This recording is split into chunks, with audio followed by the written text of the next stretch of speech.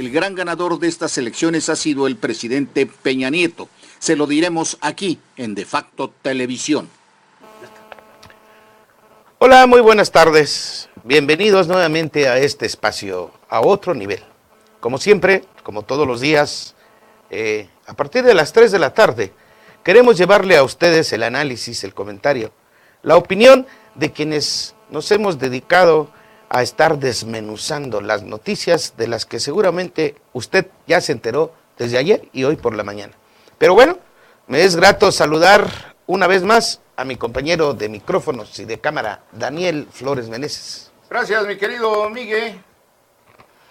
Soy bienvenido. Bueno, eres bienvenido, por supuesto. Y a Enrique Alfaro, que obviamente, pues, hacemos aquí la tercia. Ahora sí fue por edad, por aparición, Sí, Daniel. Algo primero, como debe ser. Son muy redentos. Es que nos dijeron que era por orden de aparición y de edades. Bueno, por orden de aparición, yo ni en fantasma voy a aparecer, pero gracias de todas maneras.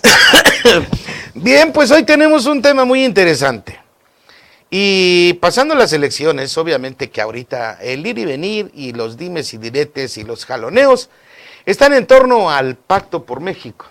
Y valdría la pena entonces cuestionar, ¿terminó el Pacto por México o sobrevivirá con condiciones? Va a haber condiciones para que esté vigente, en el entendido de que el presidente Enrique Peña Nieto llama a respetar los resultados electorales, como bien lo comentabas ayer al final del programa, y que además comprometimos que teníamos que hacer un programa sobre el Pacto por México como resultado de las elecciones. Muy bien. El presidente señala que corresponde a los candidatos acatar la decisión ciudadana expresa en las urnas.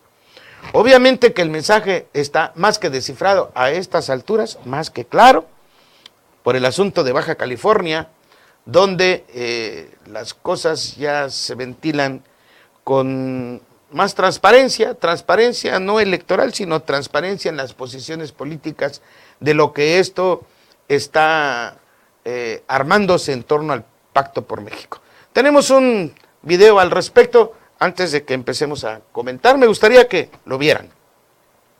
Reitero la invariable disposición del Gobierno por continuar el diálogo y los acuerdos con las fuerzas políticas a fin de concretar las reformas que nos permitan tanto consolidar nuestra democracia como acelerar el desarrollo y progreso de México. La sociedad mexicana demanda de sus partidos políticos madurez y apego a los valores democráticos que compartimos como nación, a fin de salvaguardar el Estado de Derecho en un clima de paz y armonía social. Corresponde ahora a todos los candidatos y partidos políticos acatar la decisión ciudadana expresada en las urnas. En toda democracia hay ganadores y quienes no se ven favorecidos por la mayoría. Por ello, México espera en los contendientes y sus seguidores prevalezcan la civilidad y el reconocimiento a los resultados. Pues bien, ahí está ya el mensaje del presidente de la República, el titular del Poder Ejecutivo de la Nación, quien está exhortando a que se respete lo que la ciudadanía decidió en las urnas, pese a que el abstencionismo que comentábamos ayer hoy se descifra, es tremendo. Nada más votó el 37% de los bajacalifornianos. Sí, lo que tú decías sobre el pacto. Yo creo que el Pacto por México siempre ha estado bajo amenaza, desde que nació, desde que los partidos políticos y el presidente firman el pacto, las otras corrientes dentro de los mismos partidos, no olvidemos a los corderistas en el PAN, no olvidemos a los ¿cómo se llama? El coordinador de la Cámara de Senadores del PRD, Aureoles, ¿sí? Ellos organizan la división de sus partidos y son los que han estado presionando, ¿sí? Siempre ha estado bajo amenaza. ¿Qué pasó? Yo creo que lo que pasó en la elección de este domingo es que solamente está exactamente preconcebido en contra de Madero, el dirigente del PAN. Podría decirse otra cosa, pero la verdad es que el gran ganador fue Madero, del Partido Acción Nacional. ¿Por qué? Madero estaba totalmente amenazado por los corderistas de su partido y esperaban ya la derrota en Baja California. Inclusive los propios corderistas no fueron, los carteristas sí fueron, pero los corderistas no fueron a las elecciones del domingo, precisamente por no apoyar a Madero. Ellos lo único que querían era que su partido, que ha sostenido 24 años ese estado, no querían que llegara hasta los 30 años. Bueno, pero Madero, al final de cuentas, triunfa en Baja California. Al menos así se señala ahorita. Y creo que ya no hay reversa, porque ahora el PRI está pidiendo voto por voto, no el PRI, sino el candidato del PRI, allá en Castro Trenti. Pero creo que no va a haber, porque creo que el PAN ya no lo va a permitir. Entonces la situación es que el gran ganador de las elecciones, acuérdense que no es una elección nacional, porque a veces nos dicen, a ver, a Chiapas no le importó nada.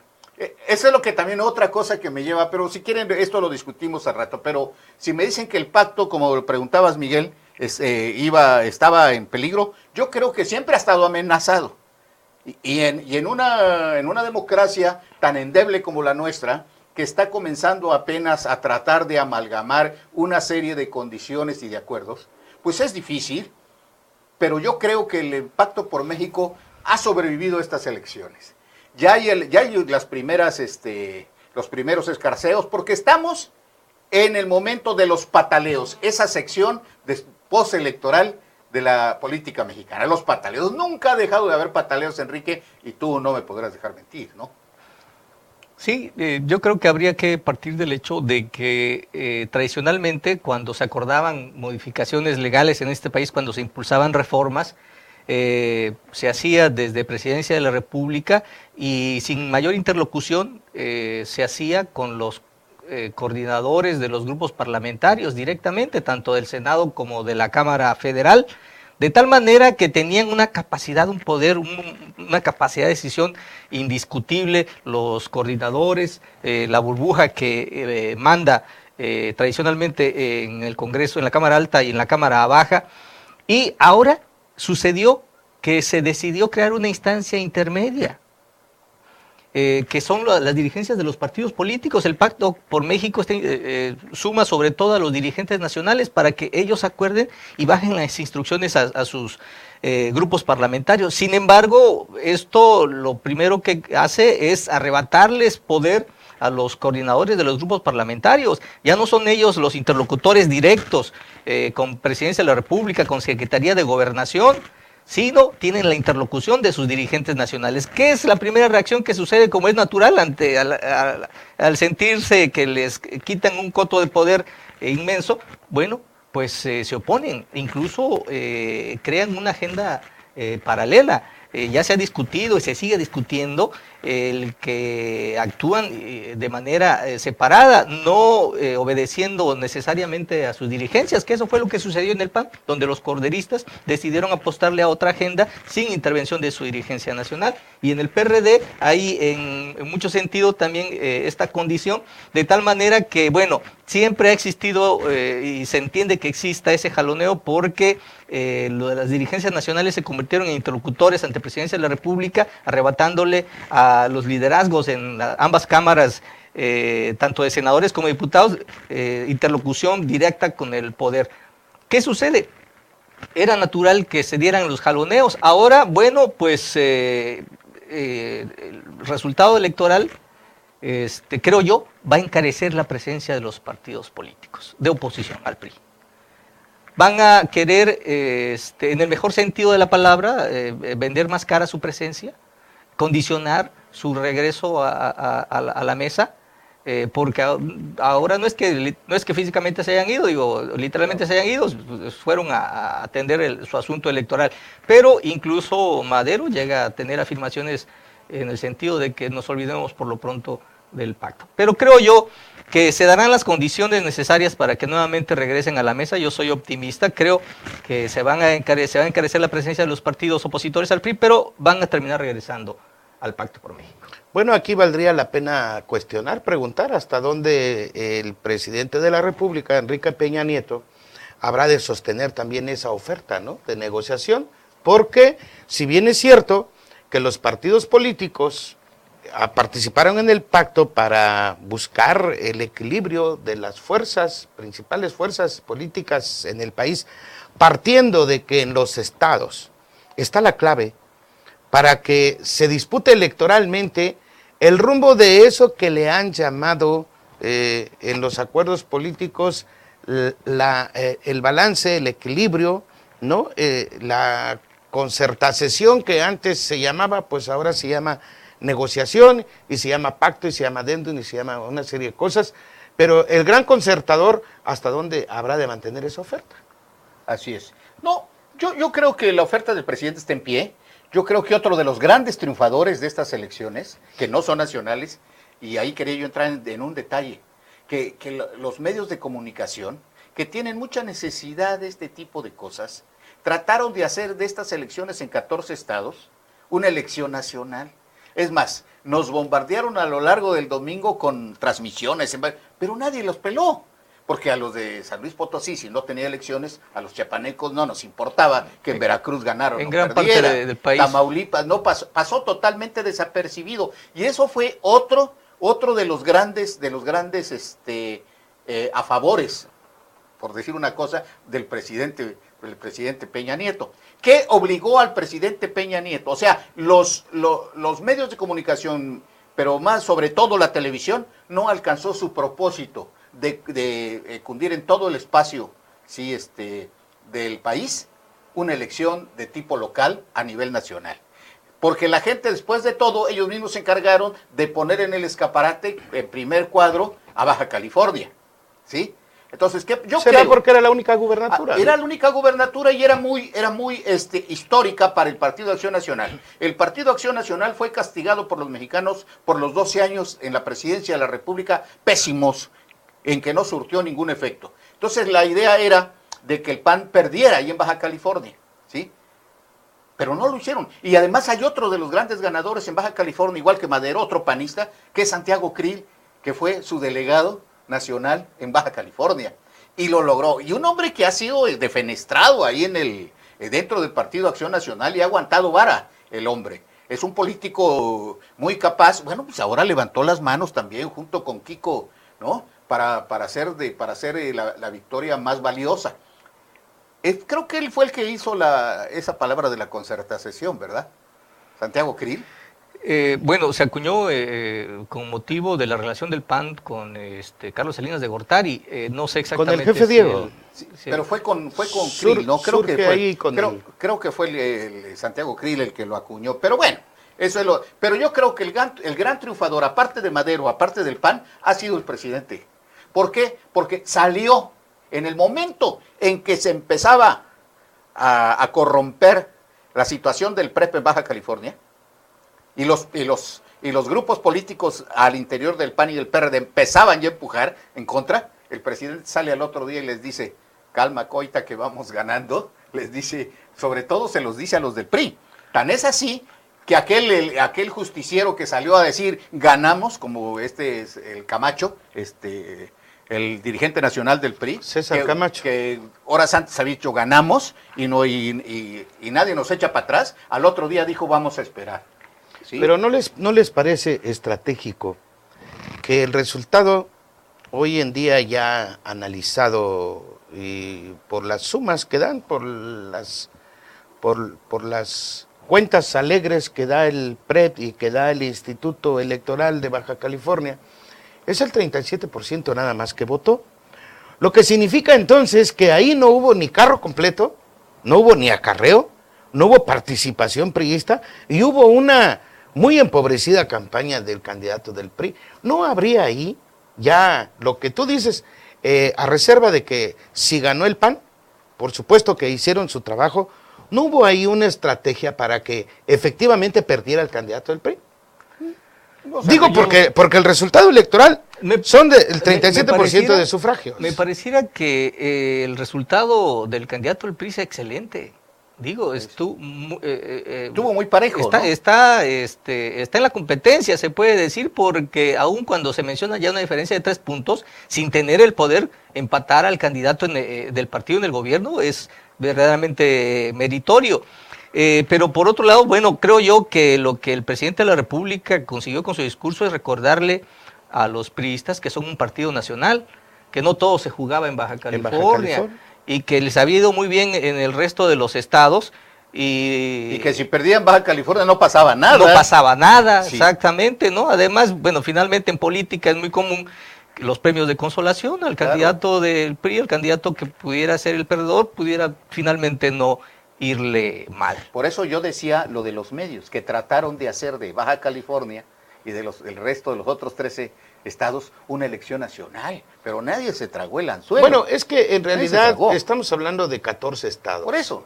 Y 14 estados es la mitad del país. Pues sí, pero... Y finalmente la primera autoridad que tiene contacto con el ciudadano es el ayuntamiento, es el municipio. Y es el gobernador, por supuesto. Y es a la que acuden a votar, ¿no? Porque es donde... el que construye el drenaje, en el caso del presidente municipal, que construye tu banqueta, el que atiende lo inmediato. Entonces no deja de ser importante a nivel nacional. Estoy diciendo en que el no contexto, es importante para los veracruzanos, los tamaulipecos, los baja californianos. Es importante. Donde hubo elecciones. No, por supuesto, que fue muy importante. Que es la mitad del país. Claro, es muy importante. Pero a nivel nacional no significa nada. Bueno, y para el pacto lo único que podía haberle hecho daño era Baja California. Bueno, yo pensando en cómo propones las cosas, yo diría, bueno, si restamos la población que no salió a votar, ¿no? que es la que está en el listado nominal, la población total es mayor, y sumamos la de los estados donde no hubo elección, bueno, realmente... Una minoría, como dices, en esa concepción, sí, efectivamente no tiene importancia. Pero también no podemos olvidar que una elección se gana por...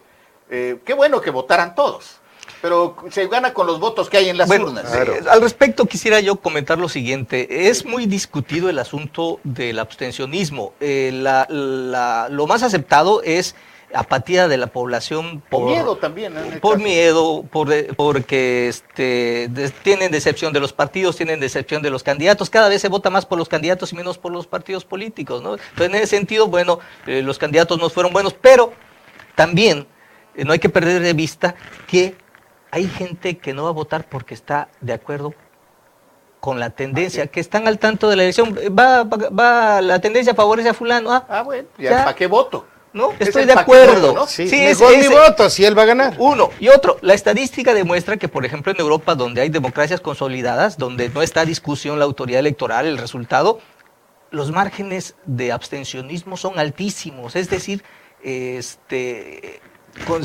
creer que para que sea una elección válida tiene que participar la mayor parte de la población, no necesariamente. O sea, ellos participan cuando ven que está difícil la cosa. Cuando dicen que está fácil, pues ¿para qué voy? ¿No? Sí, claro, por supuesto. Pues bueno, el papel de los gobernadores también no ha dejado de ser incidente en todos los procesos electorales, y en por supuesto que no se salva nadie, de los más vituperiados, de los más acusados, de los más demandados, denunciados.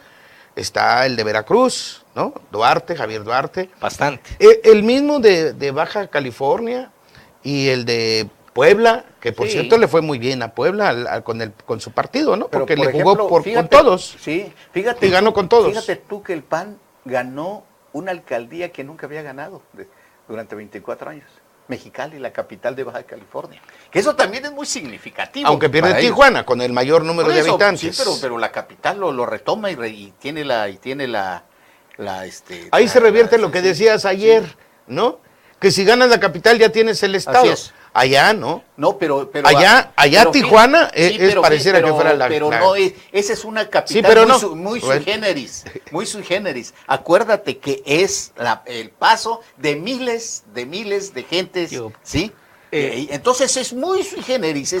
Como en Veracruz, Jalapa, pues es en habitantes mucho más pequeño que el puerto, por ejemplo. El puerto de Veracruz. Y es más importante el puerto. Cualquiera cree que la capital de Veracruz es el puerto de Veracruz. En esta cuestión de primeras veces, un candidato ciudadano gana una alcaldía. Así es. Pero fíjate tú que después de todo este proceso, yo digo que el ganador fue el PAN y fue el presidente, también le dejó un gran margen a al coordinador del pacto con los partidos políticos, Aurelio Nuño, que es el que está manejando todo ese proceso. Respecto de los ¿Por qué? gobernadores. Por eso, con los gobernadores y con todo. Y el otro que hiló muy fino fue Osorio Chong, que no se le vio, ¿sí? Respecto de los gobernadores, tenemos por ahí una declaración del coordinador del PRD en la Cámara de Diputados, Silvano Aureoles. Y por supuesto, bueno, pues él puntualiza lo que en su concepción, en su apreciación, como perredista, observa todavía de este proceso de transición a donde ellos quieren participar y quieren también su tajada de la descentralización del poder. Pues vamos al video. No tendría nada que presumir el PRI, absolutamente nada, como el caso de Hidalgo, pero que también se llevan el carro completo, absolutamente todo, que es incluso lejos de sentirse satisfechos, les debería dar vergüenza. Conclusión de este asunto. Yo creo que no hay, y lo dije hace meses, semanas por lo menos, no hay reciprocidad del gobierno y del PRI con la actitud que hemos asumido, particularmente en la mesa del pacto, en la mesa de los acuerdos. Entonces, aquí el gobierno y el PRI dicen que nos quieren mucho, que qué buenos los acuerdos, traen la tabla de salvación presumiendo para todos lados del pacto por México. No hay reciprocidad y en consecuencia nosotros deberíamos de valorar de inmediato nuestra retirada del pacto. Eso no nos toca a nosotros, a los diputados, a las diputadas, le toca a la dirigencia nacional del partido, pero yo creo que ante los hechos evidentes no tenemos por qué seguir siendo comparsas ni del gobierno ni del PRI, ni podemos seguir solapando o soportando o aguantando los tratos que recibe la oposición. Falso, porque dicen que solamente quejas y chantaje. No es chantaje. Bueno, yo la verdad es que yo no sé si es chantaje o no es chantaje, pero la apreciación nacional es de que hay un chantaje muy permanente de los partidos con el Pacto por México. Pero no de los partidos, fíjate. El PAN y el PRD, el chantaje viene a los contrarios de Madero, los corderistas, y con Aureoles, con los perredistas, que está en contra de los chuchos, ¿sí? Entonces, los chuchos es el que hasta ahorita tiene el PRD, el partido en sus manos. Esa es la verdadera realidad. Cada quien habla de la feria como le ven ella, ¿sí? Cada quien le tira al negrito como puede, ¿no? Y entonces Aureoles está haciendo su parte. Pero la verdad es que la realidad es otra. La realidad marcada por las elecciones del domingo 7, ¿sí? Es que sí hubo ganadores. Yo no sé si la ciudadanía ganó, pero en el terreno político de la concertación, del diálogo, ¿sí? Y del pacto, yo ya dije que ganaron, y inclusive el PRD también dice que ganó. Y hay cifras muy contundentes. Por ejemplo, a ver, si me permiten les digo, Roberto Borge, el gobernador de Quintana Roo. Aunque no te permitamos, lo vas a decir. Pues sí, es que bueno, dilo. Ganó 10 alcaldías y 14 de las 15 diputaciones. Ganó Cancún, gobernado por el PRD. Obtuvo 86,000 votos en Cancún contra 834, más del doble de la perredista. O sea, que se le pasó tantito la mano. Sí. Le quitó y las mujeres al PAN, fíjate. Bueno, en Veracruz, Javier Duarte se llevó 27 de 30 distritos y 99 municipios. Obtuvo 1,300,000 votos por 700,000 el PAN. Provocó que el PAN cayera 500,000 de votos en relación con el 1 de julio del año pasado, de la elección pasada. Bueno, Gustavo Madero ganó Baja California, le quitó al PRI 6 alcaldías en Coahuila, 7 en Aguascalientes, además de Matamoros y Nuevo Laredo, y mantuvo Boca del Río, el PAN. ¿Sí? Rafael Moreno Valle, el gobernador de Puebla, en el PAN retuvo la capital con Tony Gali, ganó 242,400 votos por apenas 197,000 del PRI, y mantuvo la mayoría en el Congreso con 18 diputados. Bueno, César Duarte, el gobernador de Chihuahua, el PRI mantuvo Ciudad Juárez, la más insegura, decían la más insegura del mundo. Recuperó 12 municipios que estaban en manos de la oposición. Miguel Alonso, el gobernador de Zacatecas, rompió cacicazgo de más de 15 años de la familia Monreal en Fresnillo y Guadalupe, pero al final son resultados, como lo decía yo y lo dice todo el mundo, pues que son resultados que ayudan al pacto, ¿no? Finalmente, el resultado electoral incide o no incide directamente en el pacto. Porque aquí estamos hablando de dos cosas. Estamos hablando de los liderazgos de los partidos, que por sus conflictos internos son los que llevan hacia el interior del pacto sus diferencias, amagan, le mandan mensaje al presidente de la República y al secretario de Gobernación para ser sostenidos, para que los mantengan en los liderazgos. Pero eso es una parte. La otra parte es el reclamo sobre la participación electoral de unos a otros, cuyo programa ya hicimos con amplitud, ¿no? Entonces, aquí el efecto es hacia el Pacto por México o digo...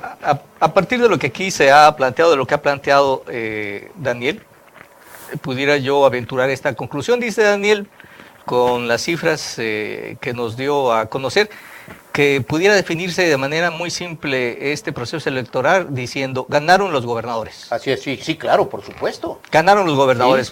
¿Y cuál es la consecuencia con el Pacto por México? Se me ocurre, los dirigentes de los partidos políticos, la oposición que perdió, que está inconforme con la intervención de los gobernadores, la intervención indebida de los gobernadores en los procesos electorales locales, ¿ante qué instancia pueden negociar el acotar ese poder? Solamente a nivel que se da en el Pacto por México. Por México, sí, claro. Solamente a ese nivel, teniendo como interlocutor al presidente. Solamente a ese nivel pueden conseguir acuerdos, hacer reformas que acoten el poder de los gobernadores. Si se salen, quedan expuestos a sufrir peores derrotas aún. Claro. A ver, pero la maquillada de la autonomía, de la soberanía en los estados, para llevar a cabo un proceso electoral local, indiscutiblemente que ni el presidente de la República puede inmiscuirse. Digo, en los términos en que quisieran los actores en las localidades. Pues sí, no debería más bien, pero bueno.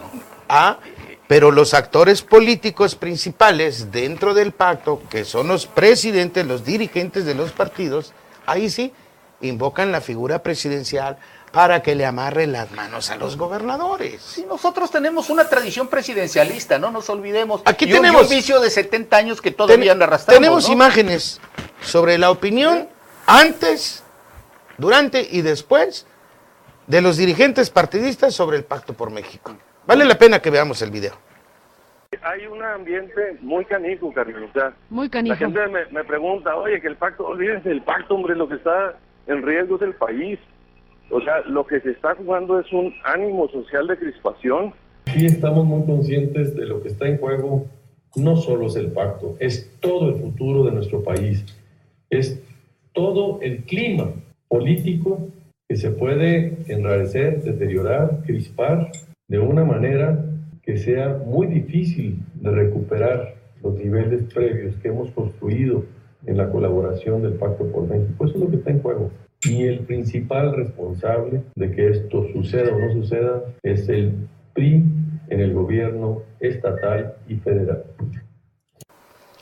Pues bueno, ahí está, pues los planteamientos que hacen los dirigentes de los partidos respecto del Pacto por México, donde no les favoreció, dicen, bueno, vamos a revisar al interior del PAN, dice Madero, ¿no? A ver qué dicen si seguimos en el Pacto por no. Bueno, él está en su papel, por supuesto, ¿no? Claro, pero lo que estamos analizando aquí es la permanencia del pacto o si va a seguir siendo objeto de chantaje, ¿no? Sí. Aunque esté o no esté en su papel cada dirigente. Claro. Porque si este resultado electoral les garantiza la permanencia de sus dirigencias, también les garantiza que al interior del Pacto por México ellos lleven el planteamiento de su partido o la decisión de yo soy el representante y puedo tomar decisiones. Porque esto es muy importante.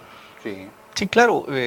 Creo yo que la gran discusión luego de las elecciones pudiera ser el acotamiento a los poderes que realmente influyen en las decisiones estatales. Que en este caso quedó claro que son los gobernadores. Ahora, alguna ocasión escuchaba yo de un intelectual decir que en este país el peor presidencialismo no es el federal, sino el que se da a niveles más bajos, ¿no? El de los gobernadores. O incluso el de más bajo, el de los presidentes municipales, que son terrible. verdaderos dueños. No, son caciques. De horca y cuchillo, ¿no? Entonces, efectivamente, tenemos un problema con el presidencialismo, parte de nuestra cultura política. Por un lado, en ocasiones exigimos acotar el poder del presidente y a veces exigimos que el presidente resuelva todo. Yo me imagino un gobernador que no tenga controlados a los presidentes municipales. Yo creo que no dudaría en su puesto ni un año si los presidentes municipales fueran verdaderamente autónomos. No durarían. En primer lugar, porque los gobiernos de los estados lo primero que hacen es retener el ramo 33 y no dárselo a los presidentes, a los ayuntamientos. No, se lo agarran ellos y le dicen, a ver, muéstrame tus planes de trabajo y yo te voy dando tu lanita. Cuando eso no lo dice la Constitución, pero bueno, esa es otra cosa, ya hablaremos de eso más profundamente. Me platicaban una anécdota que puede ilustrar un poco esta circunstancia. Gana el PAN una de las gobernaturas, luego de Baja California, de secretario de gobierno nombran a un priista, el PRI había quedado muy cerca del PAN, de tal manera que le dan la segunda posición de importancia. Entonces, en la primera reunión que tiene el gobernador con los alcaldes es una reunión muy fría, la mayoría de los alcaldes eran priistas y el gobernador panistas. Pero cuando concluye la reunión, que es muy fría, se le acerca el secretario general del gobierno al gobernador y le dice, por favor, acompañe a cada uno de los alcaldes a salir.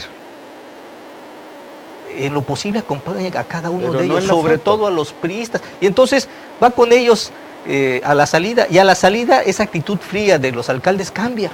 Entonces dice, señor gobernador, necesitamos su presencia en mi municipio y cuente usted con todo mi apoyo. Y se transforma en la circunstancia de frialdad, una circunstancia de apoyo, ¿no? Regresa el gobernador con su secretario general de gobierno y dice, oye, maravilloso, ¿qué diferencia? Sí, dice, lo que pasa es que son presidencialistas, dice, creen en el poder. O sea, quien sea el gobernador es al que, del partido que sea. ¿No?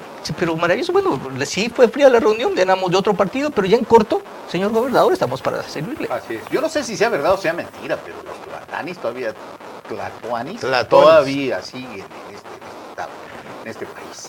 Pues eso será parte entonces de la reforma política que están planteando, donde piden el acotamiento de los gobernadores y que se considere incluso como delito electoral la participación de los programas de gobierno, de los funcionarios que ya están, pero más allá, incluso la capacidad que tengan los gobernadores para endeudar a sus estados, por ejemplo, que deberá ser también un asunto, hay muchas cosas que acotar. No estamos para hablar mal de nadie, pero bueno, el sexenio pasado en Chiapas, y no voy a hablar del endeudamiento porque también es otro tema, ¿no? Pero sí voy a hablar. Juan Sabines, que era priista y que luego se salió de ahí o lo corrieron de ahí. Antes de que lleguemos a Juan Sabines, ¿por qué no lo llenó de azul ¿por qué no vamos a unos comerciales, a unos anuncios y regresamos ahorita? Es preferible los anuncios. Volvemos con ustedes. Los esperamos este 3 de agosto en la Arena Metropolitana a las 8 p.m. Van a estar toda la constelación del Consejo Mundial de Lucha Libre. No faltes, te esperamos. Secretaría de la Juventud, Recreación y Deporte, Gobierno del Estado, Chiapas nos une. Limpiemos Tuxtla. Intercambia basura por alimentos Arranca. Separa tu basura en botellas de plástico, aluminio, cartón o papel y llévala cuando visitemos tu colonia. Ahí pesa tu material para saber cuántos bonos te tocan. En el registro, proporciona tus datos y recibe tus bonos para canjearlos en el mercado de bienestar por productos como aceite, arroz, frijol y muchas cosas más. Próximamente Limpiemos Tuxtla llegará a tu colonia. Secretaría de la Juventud, Gobierno del Estado. Chiapas nos une. Participa en el Medio Maratón Chiapas este próximo 22 de septiembre. Ramas varonil y femenil en las categorías 5, 10 y medio y 21 kilómetros. Bolsa de premiación de 70,000 pesos. Además, si terminas tu categoría, entras a la rifa de un auto. Más información e inscripciones en www.maratonchiapas.com. No te lo puedes perder. Asiste con toda tu familia. Secretaría de la Juventud, Recreación y Deporte, Gobierno del Estado. Chiapas nos une. Estamos de regreso, pues, nuevamente, pero decías, Juan Sabines se ha involucrado... Sí, y luego eso sucede con los gobernadores. Si eres del PRI, pintas al PRI todos. De repente todas las delegaciones del PRI en los municipios, tienen nuevas casas y les... Si eres del PAN, llega el PAN y los pone azul. Y llega otro y lo pone verde, lo pone rojo, bueno... Digo, la verdad no se entiende.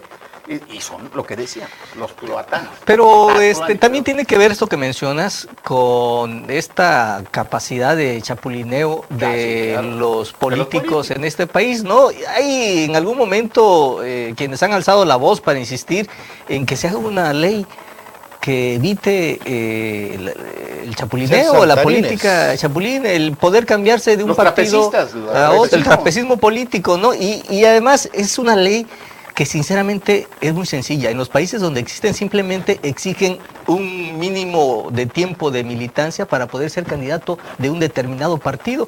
Con esa simple con ese simple candado, se evita que simplemente porque no le dieron una candidatura renuncie, no se van al otro partido y inmediatamente cambian de color y se llevan sus estructuras de apoyo y lo que antes era de un color al día siguiente amanece de otro color. En conclusión, entonces, con este tema sobre el Pacto por México y sobre la participación, tanto dirigentes de los partidos, los dirigentes de las cámaras, que por cierto, ayer se reunieron los coordinadores, el presidente, los de Coparmex, y el único acuerdo que llegaron es, señores, vamos a hacer nuestra agenda. La agenda del Pacto por México es otro asunto. Aquí no nos va a estar ordenando en la conclusión del Pacto por México qué leyes vamos a aprobar o reformar o qué iniciativas debemos de revisar. No, vamos a hacer nuestra agenda legislativa. Y ayer lo dejaron bien en claro. Y Beltrones como que no le quiso echar mucho incienso al asunto y dijo, bueno, está bien, como ustedes quieran.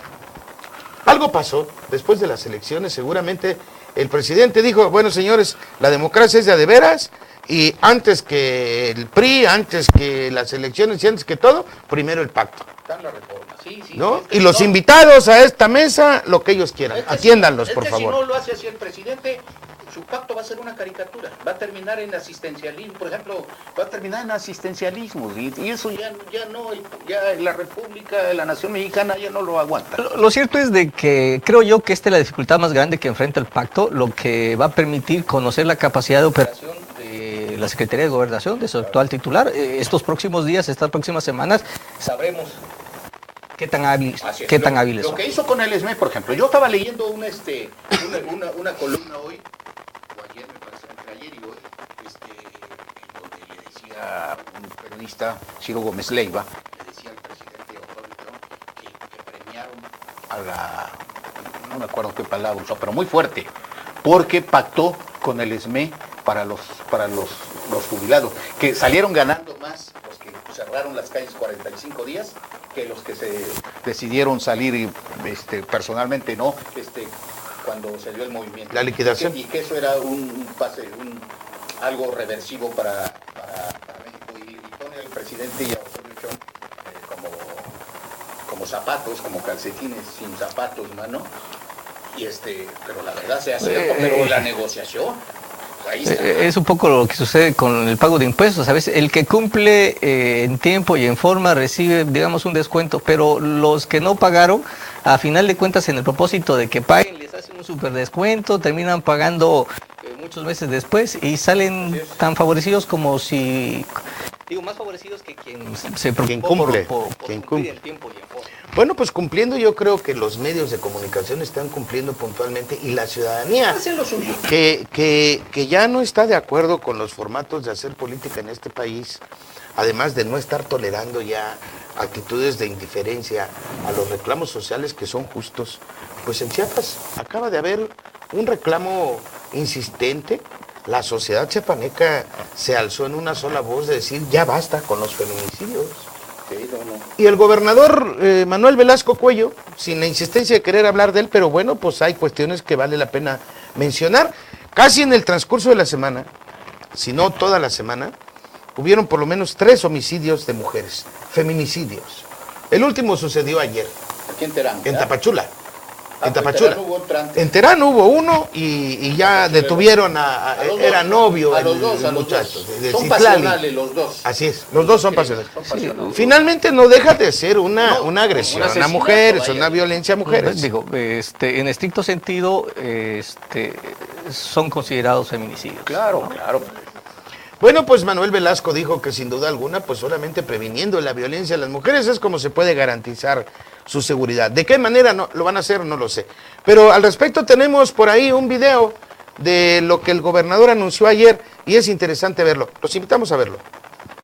Sin duda alguna, la mejor manera de dar resultados es previniendo la violencia en contra de las mujeres y que los distintos programas, y es por eso que están aquí de diferentes dependencias, que realmente se comprometan y que en las distintas dependencias se implementen programas para prevenir la violencia en contra de las mujeres. Es muy importante que aquí participemos todas las organizaciones juntos, que entendamos que es un tema en donde a todos nos compete poner nuestro esfuerzo para solucionarlo.